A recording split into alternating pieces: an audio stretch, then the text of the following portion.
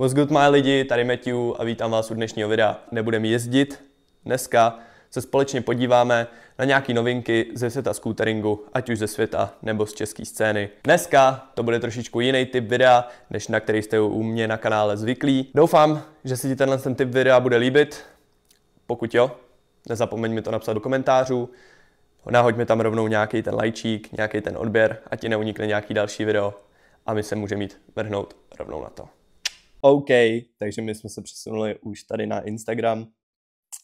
Já to nebudu dál okecávat. Koukneme se tady rovnou na hned první stránku, která je Ohlej brand.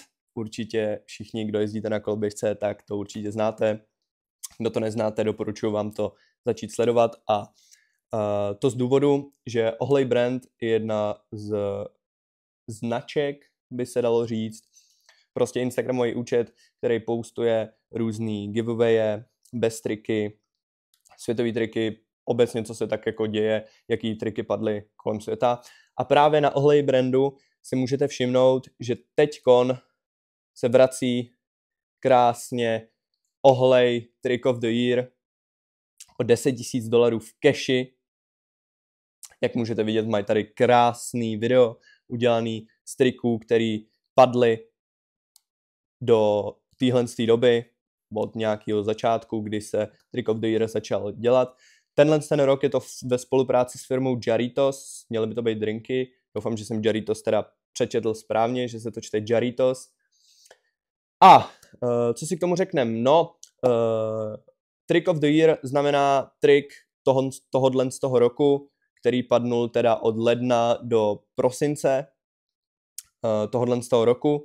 Zapojit se může úplně každý, což znamená, že se zapojit můžete i vy. A to tak, že zrovna postnete svůj best trick na svůj Instagram, dáte k tomu hashtag Ohlej Trick of the Year 2024 a označíte právě Ohlej brand a Jarritos.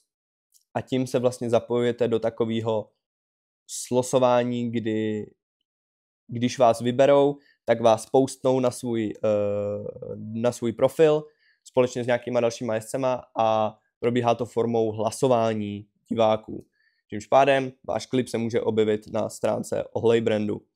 Co k tomu ale musíte splnit, tak to je, že trik nesmí být odjetej na rezinu, to se nepočítá, což znamená, když někdo z vás postne klip, že odjel, já nevím, triple brie flip na rezinu, tak ten trik se bohužel nepočítá do triku tohohle z toho roku, neboli Trick of the Year. Další podmínkou je, že vlastně entry neboli postnutí toho vašeho klipu musí být do 31. prosince s tím vším označením. A poslední a taková jakoby trošku technická věc je, že můžete si klip sestříhat, může tam být muzika, ale není to nutný, není to nějaká podmínka, že byste museli tam dávat muziku, můžete to nechat jako normálně holej klip s vaší reakcí, s tím, jak jste to odjeli, prostě úplně bez střihu, bez slow motionu, bez všeho. Tak jo, tohle by byl teda Trick of the Year od $10,000 od Ohlej brand. Jako další věc, tady máme zase od Ohlej brand, kdy tady dělají teďkon giveaway o koloběžku od Apexu společně v kolaboraci právě s Jarritos. Je to takováhle zeleno-oranžová barva a zase podmínky, musíte dojít k nim na Instagram, určitě běžte sledovat, protože to je taky jednou z podmínek. Označte 3 kamarády v komentářích, začněte sledovat Ohlej brand, Jarritos a oficiál Apex Pro Scooters, což je teda Apex. Můžete označit, kolik kamarádů chcete, jakoby po 3, takže můžete tam mít nespočetně komentářů od vás, čímž pádem se zapojujete do soutěže. Jako další se tady vrhneme teda na Scootshop, což je teda, kdo nevíte, obchod, který má sídlo v Hradci Králové. A Scootshop společně se značkou Divine, která je vytvořena Martinem Nogolem. Martin Nogol je tady majitel Scootshopu a majitel značky Divine. Tak společně udělali ten rok zase Divine Český pohár, který se jel konkrétně na vícero místech. Jel se teda konkrétně v Karviní, v Praze, v Českých Budějovicích, Brně, Krnově, Karlových Varech a v Hradci, ale byly přidány ještě 2 zastávky a to byly Teplice a Ostrava. Já jsem teda konkrétně dělal rozhodčího na pár zastávkách a musím říct, že jsem neskutečně rád za to, co tady vlastně Scootshop společně s Divine vytvořili. Takovýhle krásný závody, kdy vlastně do z těch závodů byly přidaný i kategorie Masters, za to jsem nesmírně rád. Konečně tady máme taky závody, ve kterých je kategorie Masters. Ten rok to vyhrál, jak už možná víte, kdo sledujete, tak víte, že ten celý český pohár vyhrál Maty Pekárek, který nebyl, si myslím, úplně na všech zastávkách, ale když už na nějaký byl, tak ji vyhrál. Takže tomu zajistilo absolutní prvenství, takže Maty vlastně vyhrál celý český pohár. A do toho vlastně vyhrál MČR, takže si myslím, že Maty Pekárek vlastně ovládl ten celý rok. Ale to je zpátky k závodům. Určitě si myslím, že to je super nápad udělat víc takovýchhle závodů. Ať už to je od Gizmania, ať už je to od Scootshopu. Jak víte, Scootshop není jediný, kdo dělá takovýhle malý závody. Určitě jste měli i nějaký poblíž vás. Ať už to bylo od Scootshopu, od Gizmanie, od Bastardu nebo od Scooteringu. Jsem rád, že se to trošičku rozrůstá, tyhle závody, protože to tady strašně chybí. A myslím si, že tohle je výborná cesta k tomu, aby se lidi zlepšovali a měli motivaci jezdit. A dostalo se taky víc do popředí trošičku ten náš sport. Co se týče potom dalších takových jakoby větších závodů, tak se jelo MČR. Ten rok se MČR jelo dokonce ve 4 různých disciplínách, za to jsem taky nesmírně rád. Jelo se MČR v pump tracku, MČR v minirampě, MČR v parku a MČR ve streetu. Úplně úžasná věc, si myslím, protože dřív profíci mohli jezdit jenom profi kategorie, ale tolik závodů nebylo v České republice. Bylo jenom MČR a možná někde tamhle nějaký závod jako úplně o nic. Takže prakticky, když si to vezmete jeden závod za rok pro profíky a třeba 3-4 pro jakoby mladší jezdce, který nejsou sponzorovaný, který nejezdí profi kategorii, tak si myslím, že tohle je úplně super, že se začalo dělat.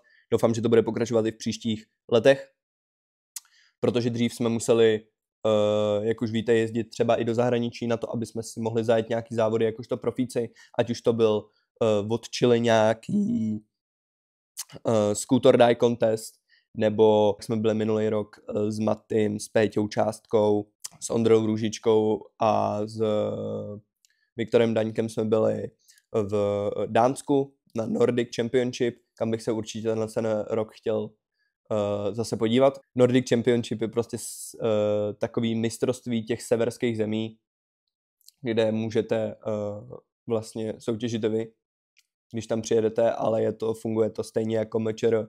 Když vyhrajete ten Nordic Championship, tak vyhrajete sice peníze, ale nejste mistrem severských zemí. Mistrem je až první člověk, který je z těch 4 nebo 5 zemí za váma. Tak, to by byly takhle k MČR. Jako další věc si myslím, že je dobré zmínit, že Gizmania odteď spustila prodej značky Mokovel. Kdo nevíte, co je Mokovel? Mokovel je tedy francouzská značka, založená vlastně koloběžkářema. Teď nevím, kdo to úplně přesně založil, jaký koloběžkář, ale vím, že to jsou kluci z Francie.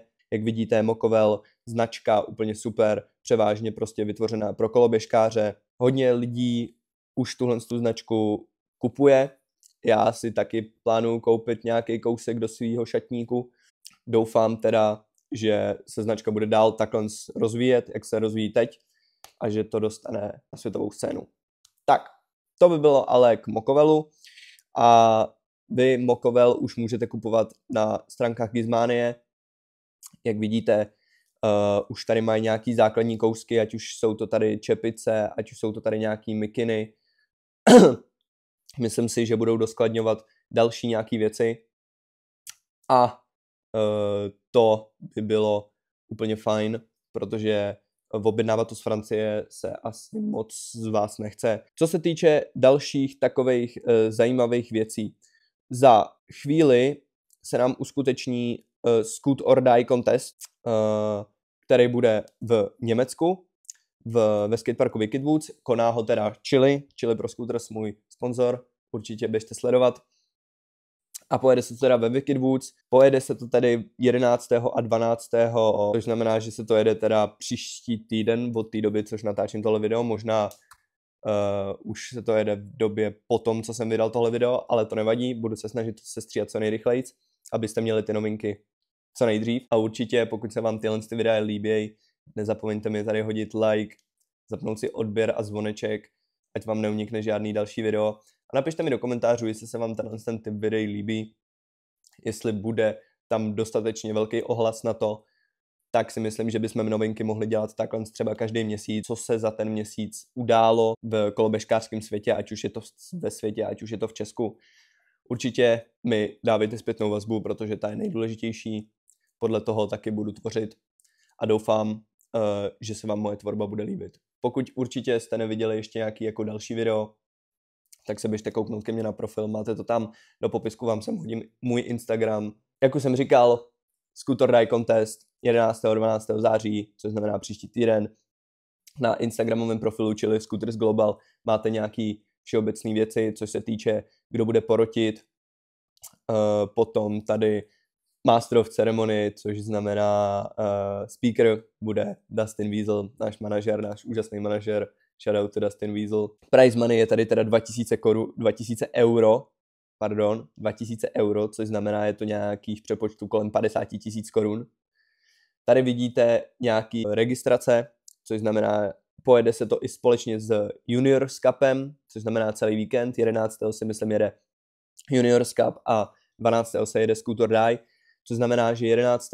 od 0 do 12 let, samozřejmě neznám nikoho na koloběžce, komu by bylo 0 a jezdil by na koloběžce, ale do 12 let, vlastně takhle i 13 plus, bude registrace 20 euro a ve Scoot or Die contestu, tak tam to bude trošičku dražší, minus 12 a plus 13 let, na registraci 30 euro a pro rideři budou mít 40 euro. Já si myslím, že já se osobně účastnit tohle závodu nebudu, protože nemám dostatečné množství času na to se tam dostat, ani nemám tolik natrénováno, takže si myslím, že ten rok vynechám.